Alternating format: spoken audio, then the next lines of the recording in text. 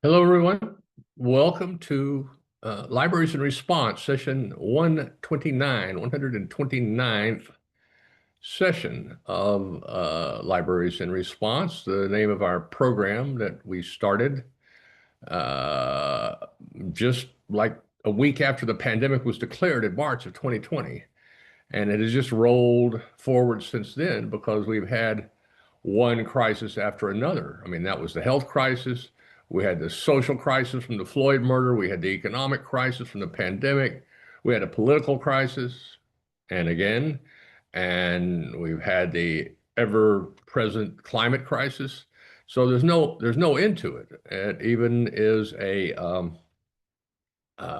what's being termed a polycrisis, which is not that there's just a number of different crises going on at the same time, but they're all interrelated or they're intersupportive of each other. So they're compounding in a way that makes them all more intense. Just what we needed, I know, but it's an important focus, we think, because people need help in crisis. I mean, it's just obvious, and libraries are one of the places that they think of.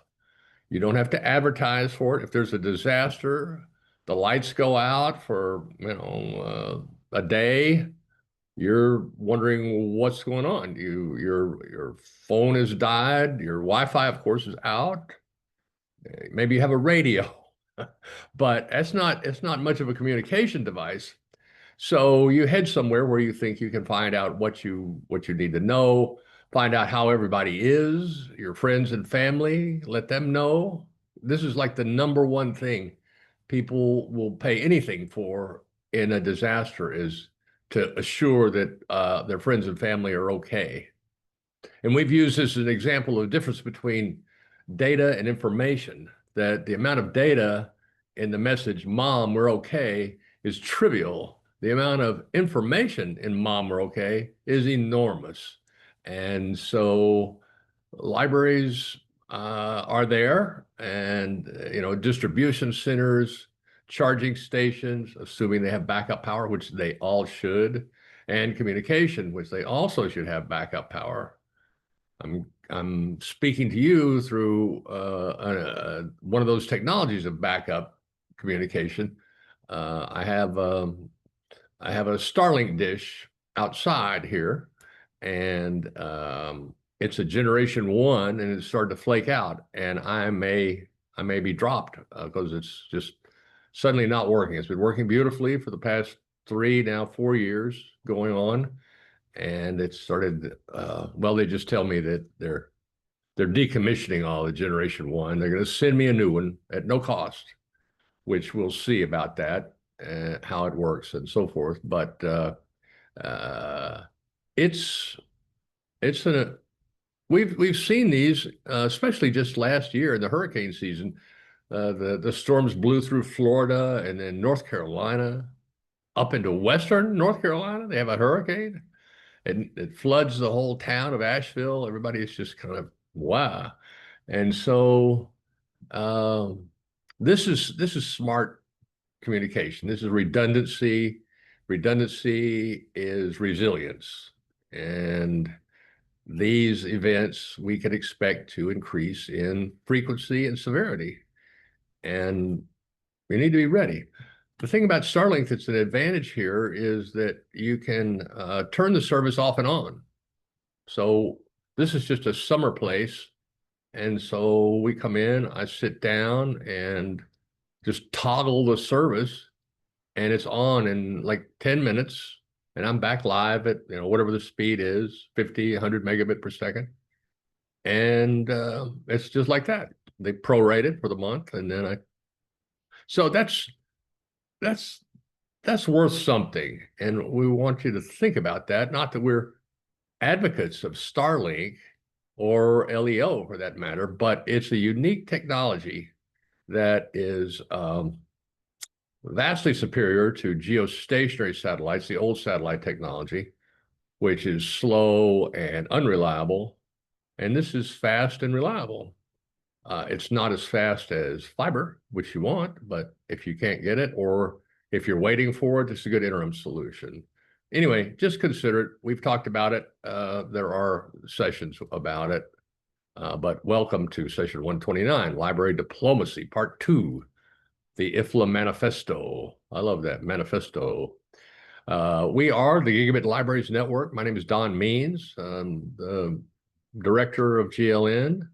Our co-producer is the International Federation of Library Associations and Institutions, IFLA.org, based in The Hague. And with us today is the head of public policy for IFLA, Stephen Weiber, who's going to be our presenter today. So this is a real treat. We'll get to Stephen here momentarily. The director, policy and advocacy for IFLA. So we had a prior library diplomacy session about a year ago, and it's session number 92. These are all found on our Libraries in Response YouTube channel. If you go to YouTube, search Libraries in Response, you'll see a whole list of, well, 128, soon 129 videos, which is an archive of pretty much everything that's happened over the past 5, now going on our 6th year of this. It's just hard to believe it's been over 5 years, but it just seems like it has dislocated civilization in a way that we just haven't seen before. Things are semi-normal, but they're not, and people have changed. They've kind of changed back, but they haven't. And just as we're trying to get our feet under us, a new thing comes along, and we just don't know what's what. It's really a fascinating moment in human history. And diplomacy is something we think that libraries should be extraordinarily adept at. Librarians are excellent collaborators. The library concept is a general universal concept. It's not exactly the same everywhere, but it's very similar. And it is a platform for communication and sharing best practices and dealing with policies. And so this is our attempt to help knit that community closer together. This is the everyday job of IFLA, for which we're very, very thankful. We want to give a nod to our sponsors, the New Jersey State Library, the Texas State Library, Archives and Commission, Washington State Library, Mission Telecom, and our newest sponsor is the Delaware State Library, which is just wonderful that these state libraries are stepping up to support us, because they are under so much pressure, as you would know, from the disaster befalling Washington, D.C., and all of our precious programs for culture and education and health and just the side issues of society. That's facetious. This is from the prior, I'm sorry, this is a commercial for Mission Telecom, one of our sponsors, who on July 23rd will be having a session, Navigating E-Rate, which is a program that has built so much connectivity for schools and libraries over the last 20, 30 years, I guess, since 1996, the last time the U.S. had a major telecommunications act passed. And so it has led to connectivity for millions, for tens of millions of people. And it's under fire right now. There's a court decision saying, well, the FCC really doesn't have that authority, and they can't ask this other agency, the Universal Service Fund, to administer it. This is Congress's business. Suddenly, Congress has all this responsibility, except for doing all the things that the administration seems to want to do. Anyway, mark your calendar. There's a link to Mission Telecom. You can look them up. Great people. This is our go-to meme for the world at large, where the poor world is under siege from all these global crises and longing for the good old days of merely worrying about nuclear annihilation.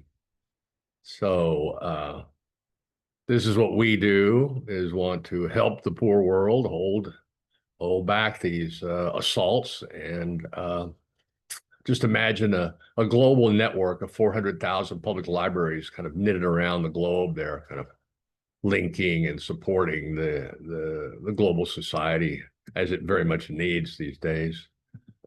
Our other popular meme image is the Swiss Army knife, which is, we think, is the closest thing we've come up with or heard anybody come up with to stand for what public libraries represent. The community, the Swiss Army knife of communities, they do more things, provide more services for more people than any other institution by far. Not to mention they do it for free, and they'll do more than that if you ask them. They'll do pretty much anything you ask them to do, which is a strength and a vulnerability, because they get caught up in mission creep. But it's just an amazing.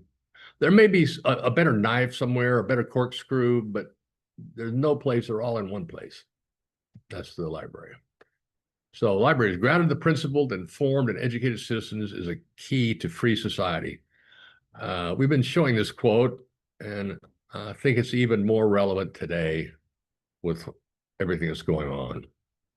So hold on to that principle.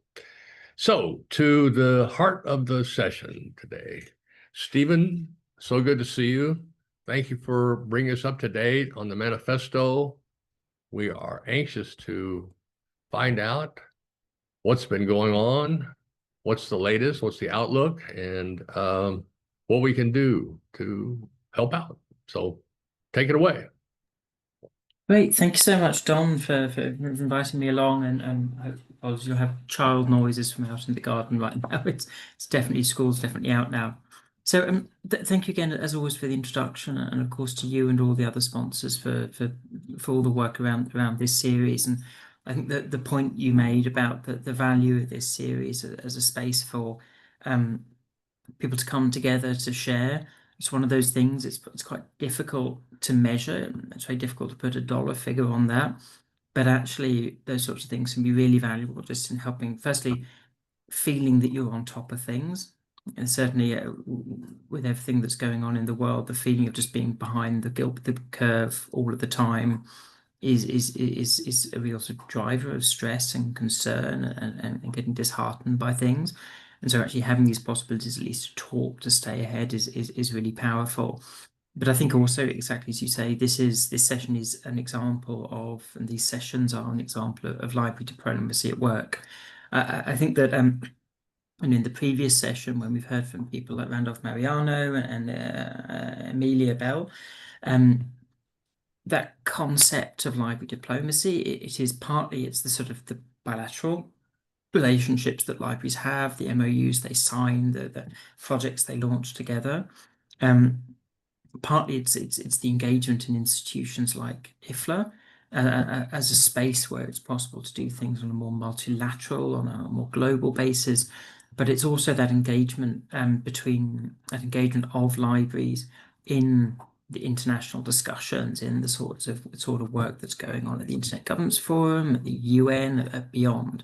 And I think actually, I know we talk that those are sort of presented as being three different pillars, but I think actually, especially the last two, that they're very strongly linked to each other.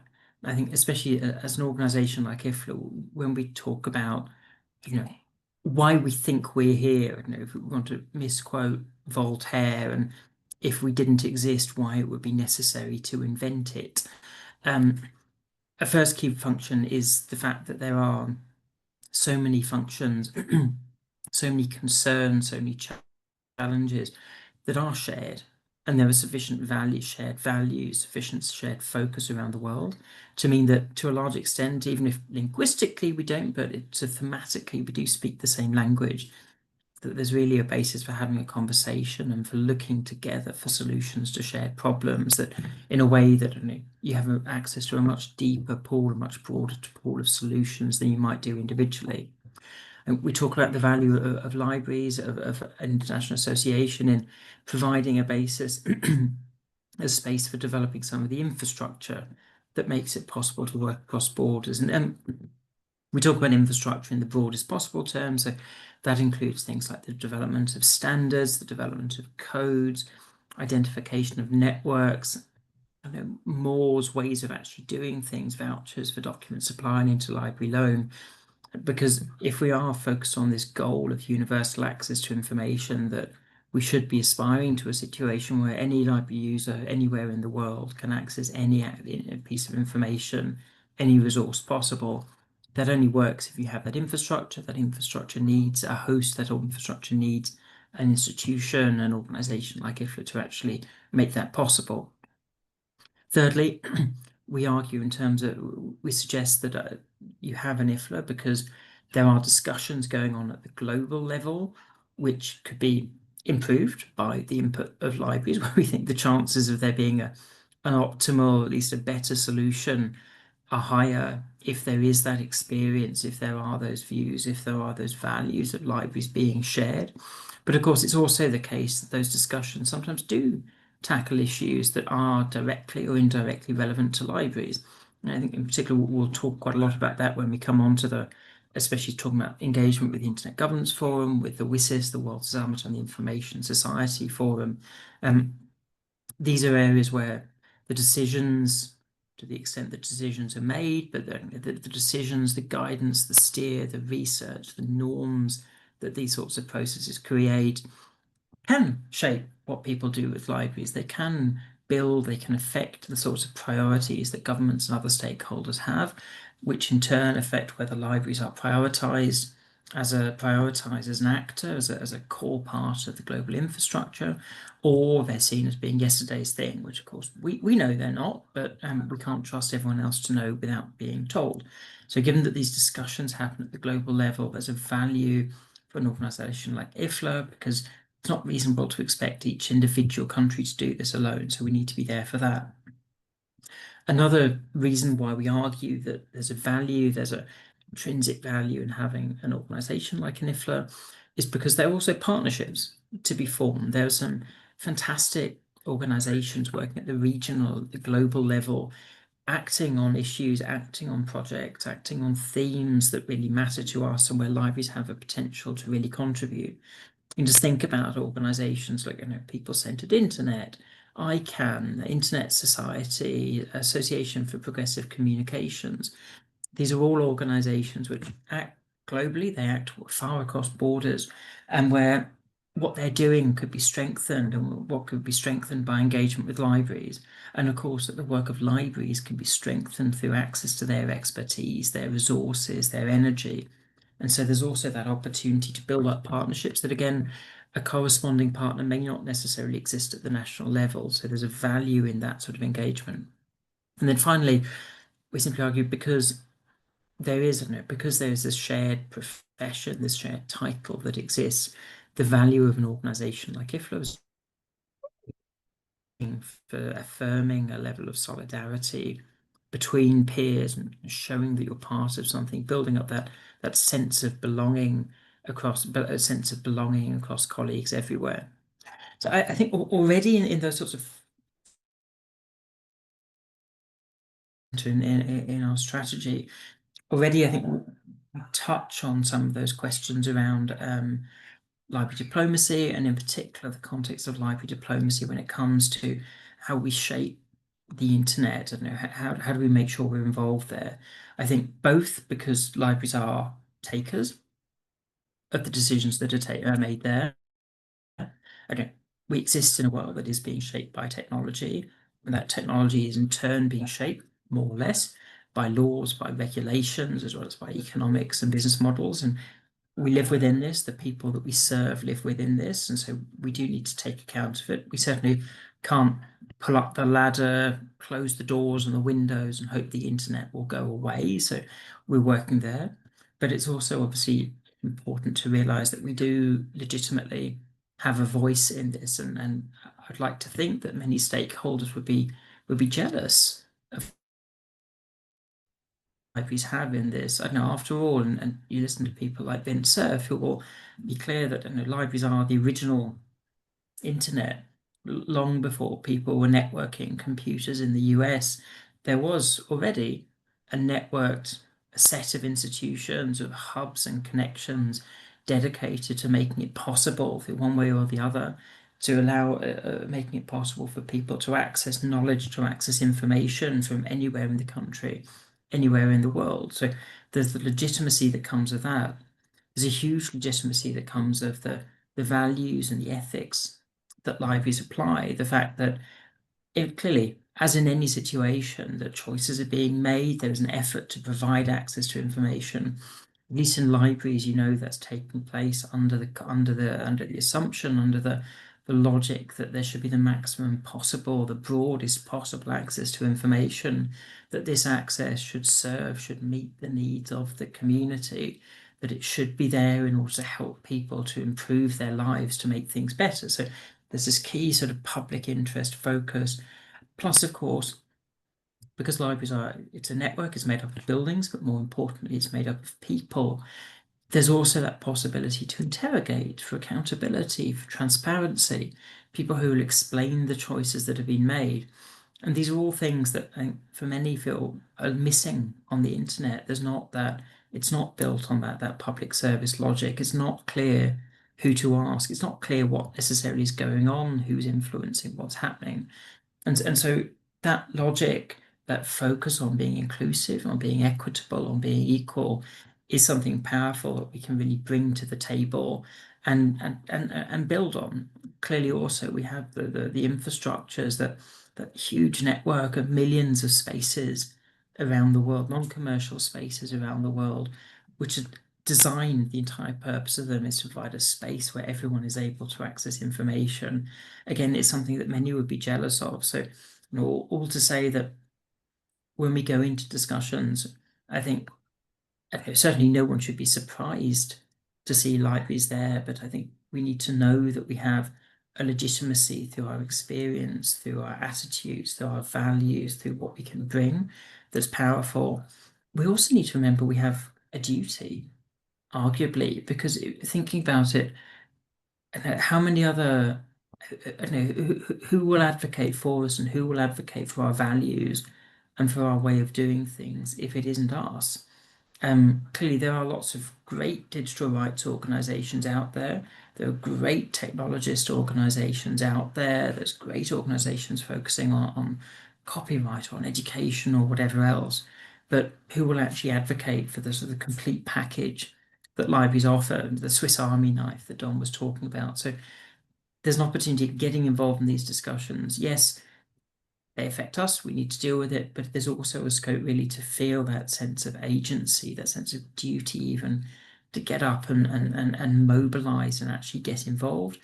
And that's certainly something that IFLA looks to do, and it's something, of course, that given that internet governance is it's not only global, it's also multi-level. It's obviously something we also encourage and encourage our members, our associations, individuals who are committed to actually get involved in. So I think this has moved me slightly further towards the manifesto that I'm keen to talk about a little bit. And what I will do is I will share the link to this in the chat. I think you're going to have me sort of talking a fair bit, so please do feel free to go through it. But I think that I will talk about what's in there. I'll run through what the manifesto contains. And I think it's within the context of what I've been saying there, but I hope in doing so we can come up and we can firstly, obviously, hopefully encourage you to read the thing, but also give you ideas about how we can get involved, how you can support at the global level, but actually you support at the global level by getting involved at the national level. So, in terms of yeah. It's, I apologize, but I probably should have given a better introduction of IFLA itself. Could you say a little bit about how it's constructed, who's part of it, the association? Not everybody may be totally familiar with it. Of course, absolutely. So IFLA is the International Federation of Library Associations and Institutions. We are 98 years old, so we are one of the, I suppose you could talk about the second generation of multilateralism that sort of period of optimism in the 20s, when there was a belief through the League of Nations, through organizations like that, that it was possible to bring people together and build a better world. The League of Nations didn't survive. IFLA did. So that's probably good in terms of me having a job right now. So it was built from that quite a combination of sort of the idealism, the sense of working together across borders, but also from the sense that, a bit like the International Telecommunications Union back in the 1870s, that it was also important to have this space to share, to build standards so that we can actually work together. In terms of, I suppose, in broad terms, I can share the link to the strategy as well. I think IFLA is first and foremost. I think it's a space, a catalyst in the sort of the pure chemical sense, a space where you can actually bring two elements, two things together, multiple things together, and they react and they create something new. So no, the pure chemical sense of the word catalyst. No, we provide the structure, those spaces where professionals from around the world, from different countries, different backgrounds, but common needs and interests, can come together, can find solutions, can share, can learn, can network, and can develop guidelines and other tools. And secondly, of course, we do have that advocacy function, that reaching out, talking to, engaging international processes, looking to shape attitudes, to build mobilization, to stimulate activity in order to integrate libraries into planning, take account of libraries, respect values, and of course, ideally provide additional support to libraries. In terms of how we work practically, we have about 1,600 members from different parts of the world. We have some, from 16 parts from different parts of the world. We are they come from about 150 countries overall. Through our membership, they put forward people as volunteers to take part in about 60 different volunteer committees, looking at everything from how AI to IT to library types, such as public libraries, school libraries, different issues such as open science, freedom of access to information, copyright, and so on. So we are a relatively small then headquarters of about 15 people sitting atop this really sort of huge body of talent, of energy, of ideas. So yeah, that's IFLA. Very good. I'm wondering if an octopus isn't as good a metaphor as a Swiss Army knife. It's more legs than that. It's Right, right. and probably more tangled, to be honest. But yeah, I know 98 years of path dependency does a lot. Does a lot to an organization. But so but I don't know. I think that also brings us on quite nicely to that the Internet Manifesto. So I don't know. This is not the first Internet Manifesto. The previous edition dates back to the 2010s, and I think at that point it was the original Internet Manifesto that we had was effectively, it was just about saying the internet is very important for access to information. Therefore, if you believe in access to information, you need to believe we do need libraries to be connected, we need people to be connected, and we need the internet to serve as an accelerator, as an enhancer of access to information. And I think we felt, as time went on, I think that those principles are absolutely as valid as ever. However, that focus on access to information, partly the agenda gets hijacked by the open government lobby, which again, it's absolutely a lobby that we agree with. I think we're fully in favor of open data at all levels and the importance of data for transparency. But in the end, if we want to be part of that internet governance discussion, it's important to have a business card.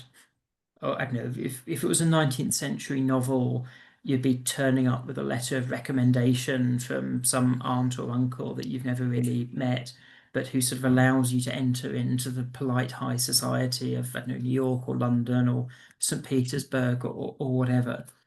And so we wanted, therefore, to come up with a document that could actually serve as this business card, as this explaining, what is it that libraries are about across the range of issues, across the range of about governance of the internet. But we're also keen to bring together the really extensive work that we've done over many years. IFLA's been working on internet governance for over 20 years now. IFLA was there back the original WSIS process in the early 2000s. So there's a really powerful corpus of work there, how to bring it together and how to help library associations, other library actors around the world to see themselves as being actors, as having a range of arguments to make, a range of allies to hook up with, to make connections with, and therefore to actually get involved. And I think just going back to that term I used earlier, to be agents, to be actors in discussions around how the internet is run. So that's really what we tried to do a little bit with this manifesto. You've got the link in the chat right now. It's to set out our stall, to try and say, well, this is what libraries are about when it comes to discussions about how the internet works. This is why you can work with libraries. This is what we bring to the table. These are the things that make us particularly special. And so you see a lot of this. So we'll now just sort of go through the manifesto, discussing just the structure. And as I said, I fully encourage you to look at the manifesto while we're talking here.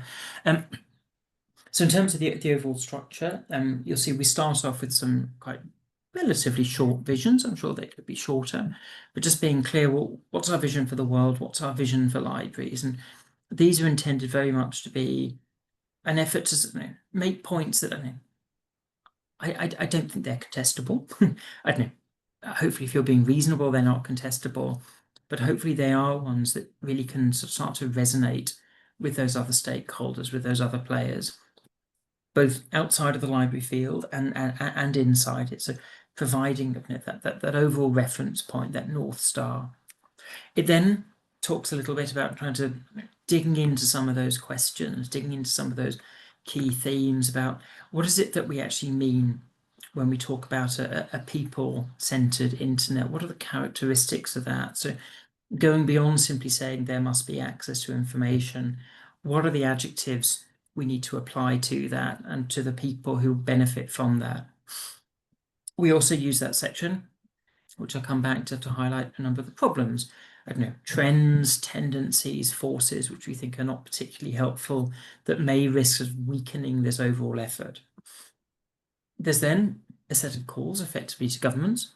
I think there we also, we'll come back to this in more detail, but we recognize and we underline that point that the internet is not a question of either regulation or funding.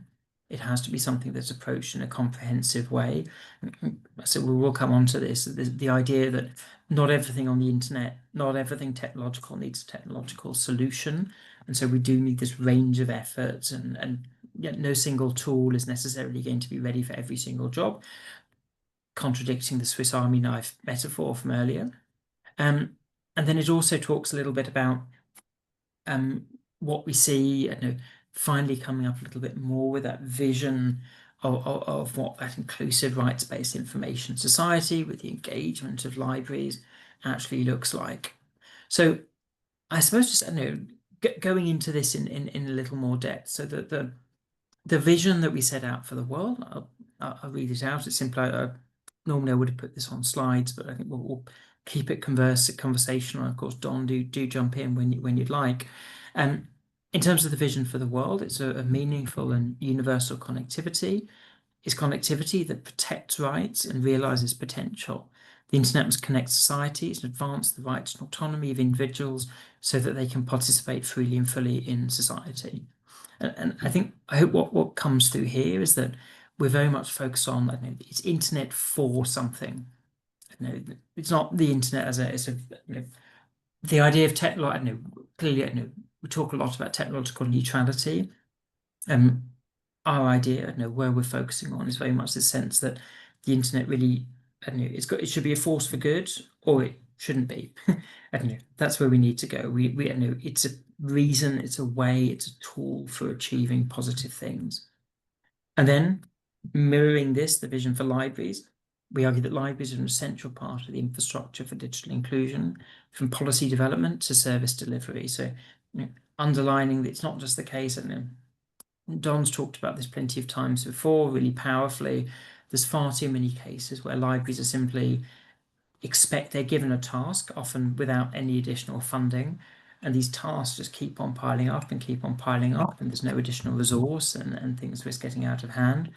So it's important that libraries are engaged in discussions from the beginning, given the legitimacy, given the validity of the experience that they can bring. Then libraries are inherently democratic spaces that can enhance access to information for all, including the digitally disadvantaged, and that libraries must continue to be enabling partners in building connected societies that are sustainable, accountable, and people-centered. And of course, this vision applied as much in the not pre-digital world, it applies as much in the non-digital world as it does in the digital world. And really, this harks back to the original function of libraries within societies as places where, it's a very Victorian way of saying it, as places for self-improvement, where people can realize their potential, can move forwards in their lives, and can move forwards in their lives, realize their rights, realize their potential to their own benefit. In terms of the adjectives that we've suggested apply to what happens, I don't know, what people need to be in order to say that we have achieved success in a people-centered internet. We do underline that point about meaningful connectivity, and this relates very much to what Dom was saying at the beginning. So there's a key factor within here is resiliency and reliability, that it's not, the internet is not something that can just disappear from one day to the next. I think clearly speed have a role. I think that there's a huge risk in the fact, which of course many are aware of, but all of the declarations around 60-70% of the world being online, of course, that I don't know, for someone to be online, it is enough to have gone on the internet once in the past month on the slowest speed connection imaginable. That's not the sort of connectivity that we mean, that we talk about. That's not a level of connectivity that allows you to make full use of the possibilities on the internet. So also that's having that speed, having that reliability, clearly being affordable. Public access has a role here as well. So a first characteristic, that we have a people-centered internet when people are meaningfully connected. Linked to that, the importance of skills. In order to be a confident and a competent internet user, be responsible as well, we do need to build up skills. Now, clearly, basic skills always have a role here. We can never overlook the power of basic literacy in order to be able to make use of the internet. It's hugely important. There are workarounds in some cases, but without the ability to read, so much of the internet is simply not accessible. But it's also about developing those further skills, about understanding the specifics of how the internet works, how the information that you see in front of you might have got to you, what factors may be playing in there, to be sort of critical about it. Also, the ability to learn it's learning how to learn, the ability to keep up with technologies as well is vital here. So a people-centered internet is one where people are skilled. We argue that people should be informed. I think we often talk about the sort of triangle of content, connectivity, and competence. So this is the content side of things. And I'm conscious this is something that if you're an English speaker, there is an embarrassment of riches out there. There's so much English language content that the idea that information might be scarce seems, I don't know, almost ridiculous nowadays. Of course, the minute you look for something specific, for scientific research, for particular content, it may not be there. But there's also huge parts of the world where, due to language, but also due to economic and due to cultural factors, there's simply not much on the internet about them, not much on the internet in their languages, which of course makes the internet a less useful, a less valuable place for them. There's all this possibility of the technology, but there's nothing at the other end when you get through. So the value, the importance of content being there is there. We also highlight the importance of, in parallel, promoting open access, open science, broader concepts around the knowledge commons are really vital there. We argue that the internet has to be safe, obviously enough, that it's important that people can safeguard their data, that they're free from the chilling effect of knowing that they are being supervised, that someone is watching over them. Clearly, there's a huge risk that people go online and they open their bank account and someone comes and steals their money, something that wouldn't have happened if they didn't use the internet. So clearly there has to be that effort to protect people against cyber threats, to make sure that institutions, those providing connectivity, are paying attention to that, are able to pay attention to that, so that ultimately people have that positive experience. Included and respected, I think this sits alongside that safe point that the internet is perfectly able to be tradition. I don't know, already we know that the economic divide and the digital divide is a thing. There's plenty of scope, there's plenty of scenarios which are playing out in many places, of the internet ending up being a quite exclusive place. The content that's there is, as you said, often restricted. There's not much there's not much representation of more vulnerable groups. It may not feel like a safe place for them to be there. So again, the internet has to be a driver of inclusion. It has to be a place where everyone can feel welcome. And finally, we argue that people need to be engaged, and this comes back to the whole point of the whole question about internet governance in the first place, that governance is about having the processes, having the people in the right places, having the connections between institutions and factors that allow decisions to be made. And given that this is something that libraries rely on for all the reasons that I've given earlier, but also that people rely on, if it's going to be a huge part of our lives, we should have a say in how it's done. So those are the 6 definitions we have of what we think people need to be in order to declare success in having a people-centered internet. So that meaningfully connected, skilled, informed, safe, included, and engaged.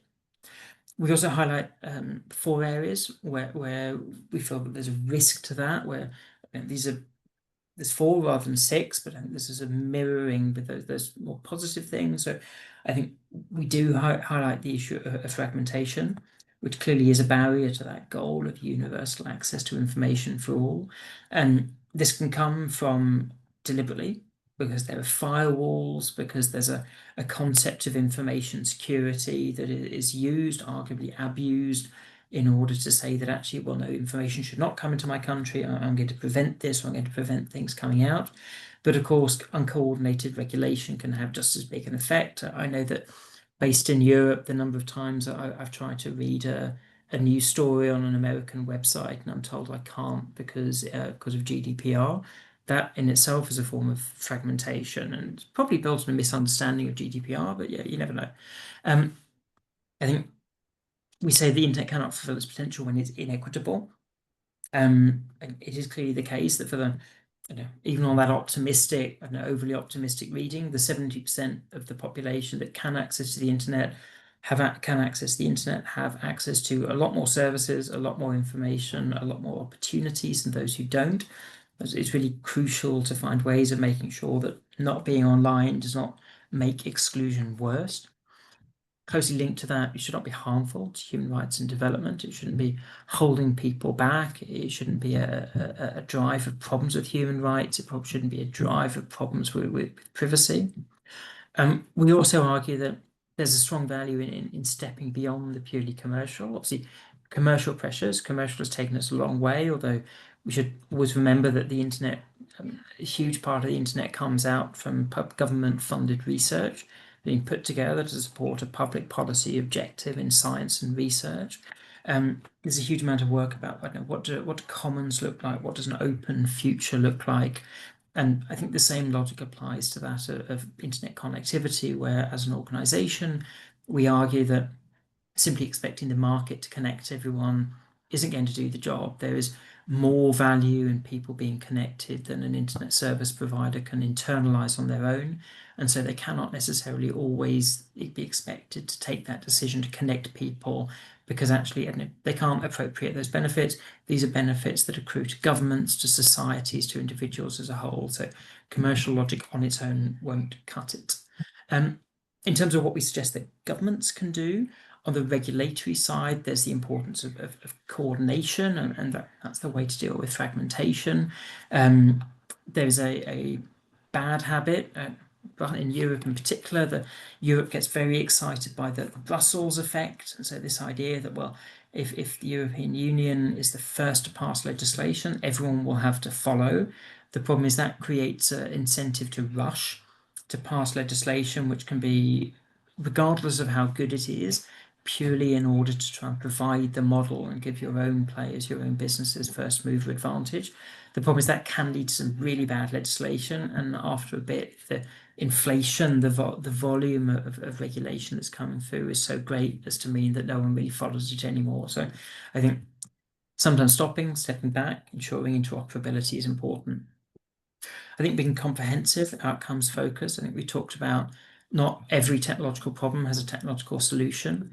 A lot comes from reflecting on broader regulate on not just on regulation, but broader policy tools, which can stretch to education, they stretch to health, they stretch to urban development, they stretch to copyright.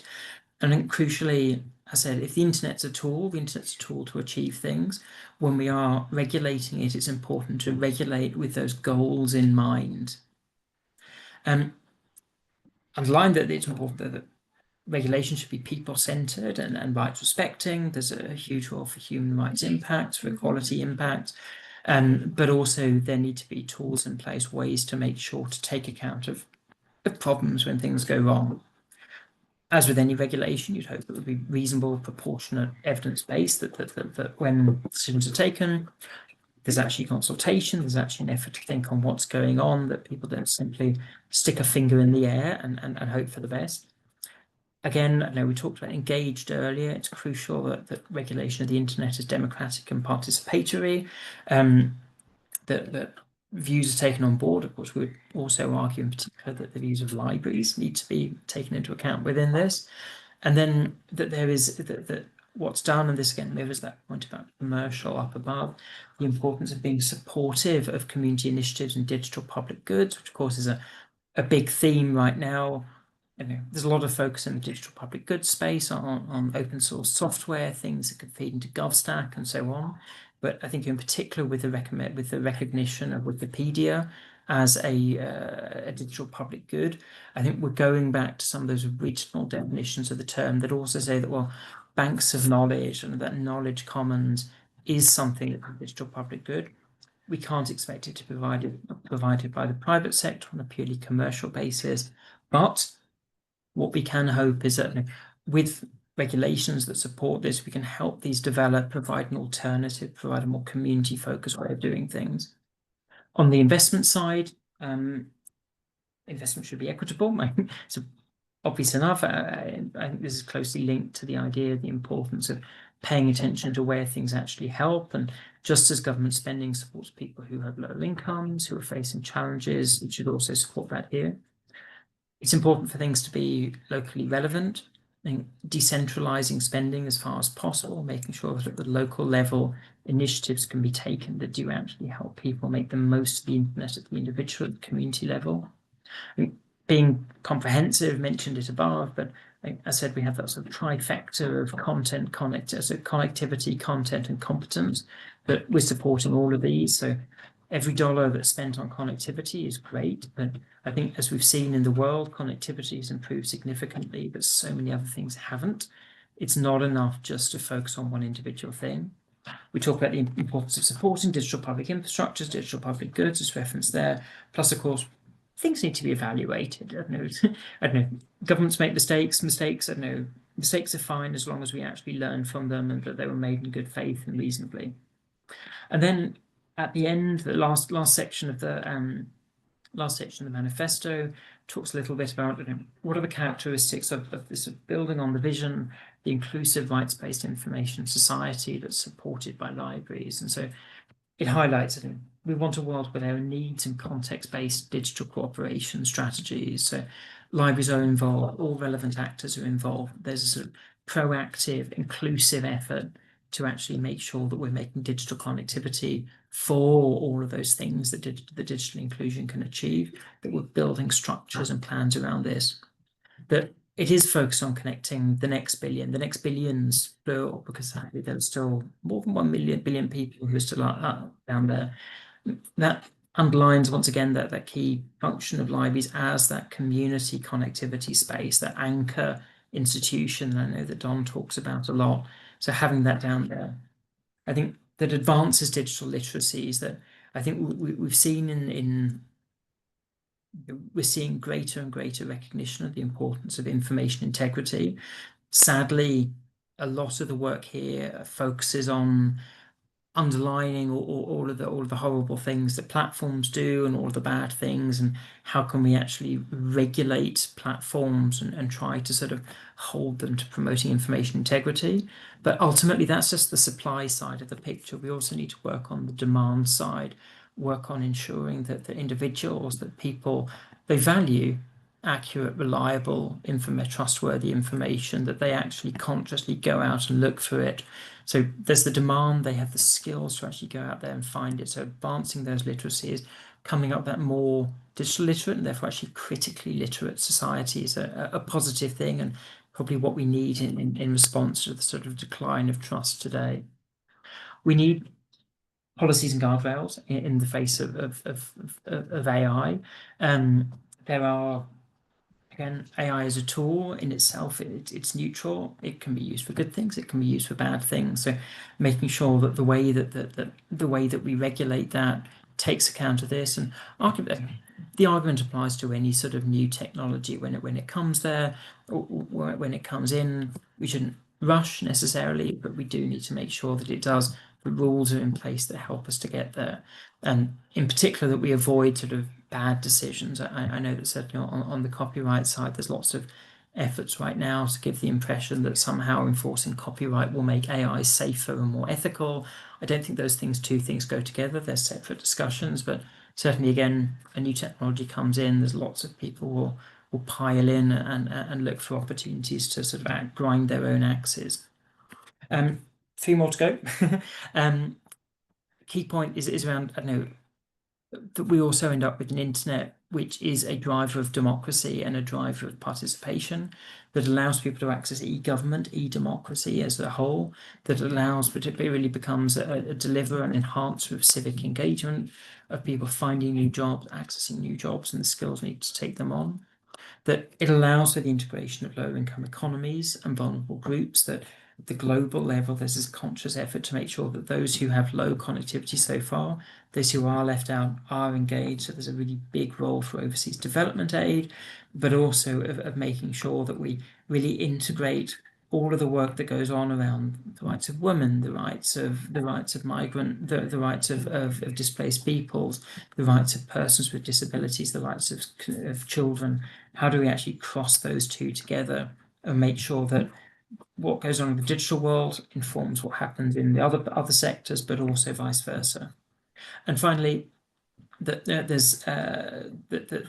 we end up in a world where there's really sort of multi-level partnership, and so we're drawing on the expertise, again, just come back to one of those points right at the beginning, the combination that libraries can offer with staff, expertise, support, content, space, actually becomes a key pillar. I mean, it is a key pillar, but it gets seen as a key pillar, and its potential is realized in order to promote this far more inclusive world. So that's I've talked for a long time. I'm sorry about this. It's a bit of a sort of spiel. That's why I say please do look at the text.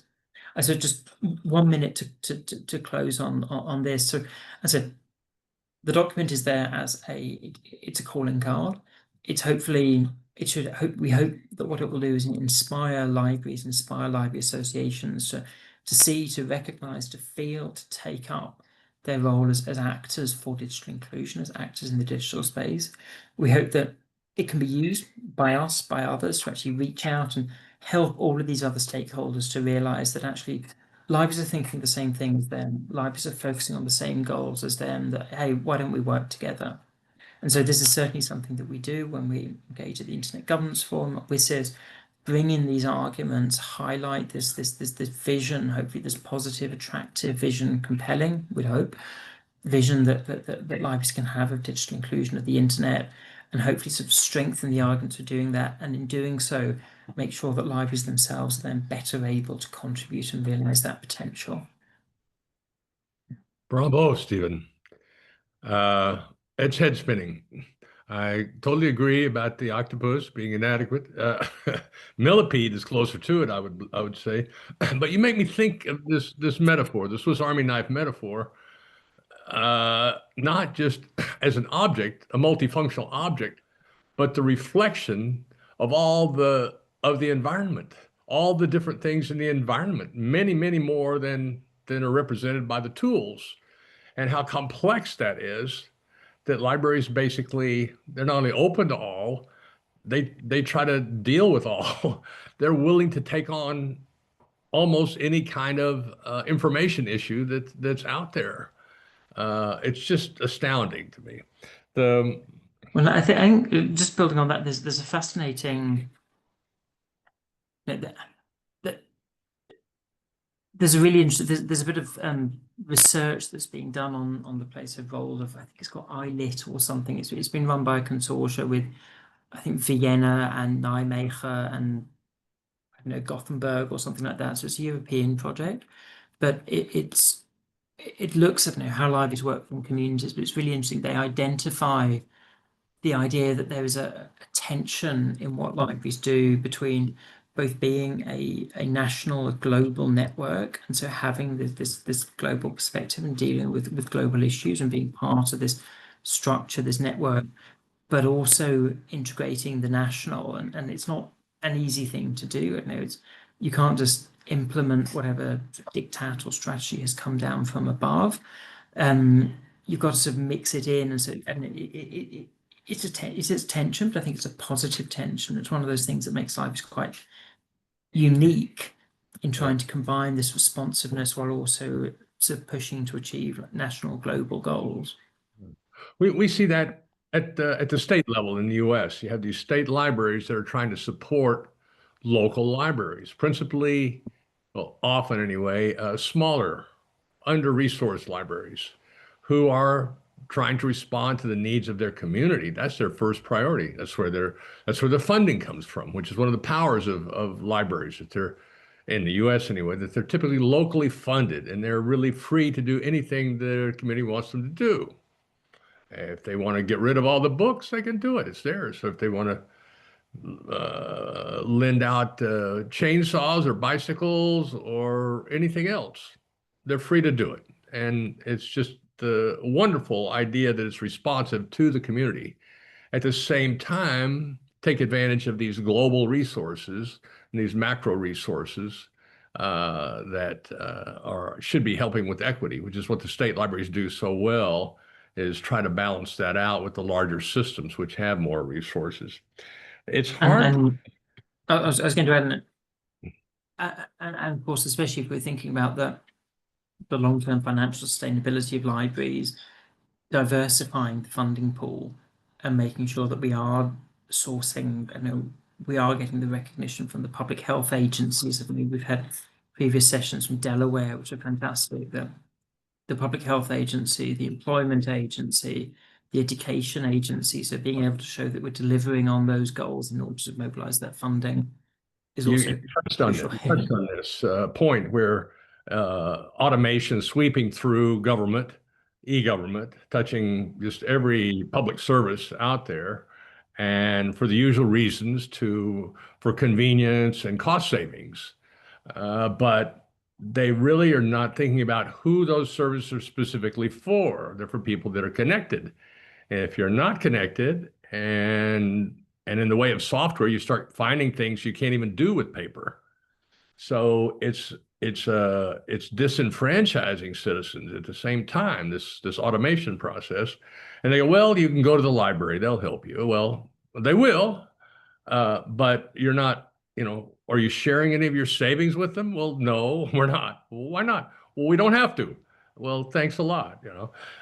But this notion about collaboration and working and cooperating with others is a big one.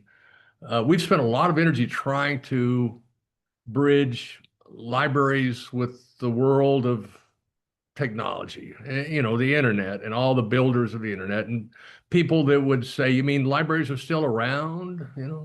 There are three constituents we've identified. I want to do this real quickly that we think would be super valuable to libraries, but just don't seem to get them. The technologists, that's one. And that's where we've really focused. The second one is wealthy people. We just one click it, one click for whatever we need, we don't have to go anywhere. And then politicians who are maybe semi-literate in the first place, and so undervalue libraries are just another budget item, but you have to get out there. The libraries have to get out there and engage these people in their communities and let them know, because most people do not know what libraries do. They know that they can borrow a book. And I would say the majority of people think that's pretty much it. Maybe they know you can walk in and connect to the internet, but it's a big need in this time. The the point about the uh, the internet and the role of libraries in the internet and the evolution is that it's astounding that no one controls the internet. There's no authority over the internet. It's just a big amalgam of interests that kind of clump together and sort of negotiate parts of it, and somehow it kind of works. Standards, and there's some laws, of course, and then there are technical standards, and it's just been a phenomena. And AI is seems to us to be actually superseding the internet, not unlike the way the internet superseded TV, which I never thought anything would happen like that. But here it is. TV is now very passe. We get all this through the internet on demand. Well, it seems like that AI is displacing the internet, assimilating the internet, if you will, and making it a really big topic. And one of the groups that has begun to appreciate the library are the people that are interested in providing a public version of AI, kind of like public health option, that are they're not satisfied with the notion of leaving it all to the commercial interests to provide the services. I mean, when it comes down to it, there's a difficult ethical question. Which way are you gonna go? The board of directors and the stock value of the corporation has got to be the number one thing. It's in your charter. You'd Yeah. like to do the No, right thing, but it just you're obliged to. you can't really afford it. So it's a conundrum, and it also might represent a bit of pressure on the way sort of public health as services have put on private health services. This is a vast topic, and I so appreciate you going through so much content, and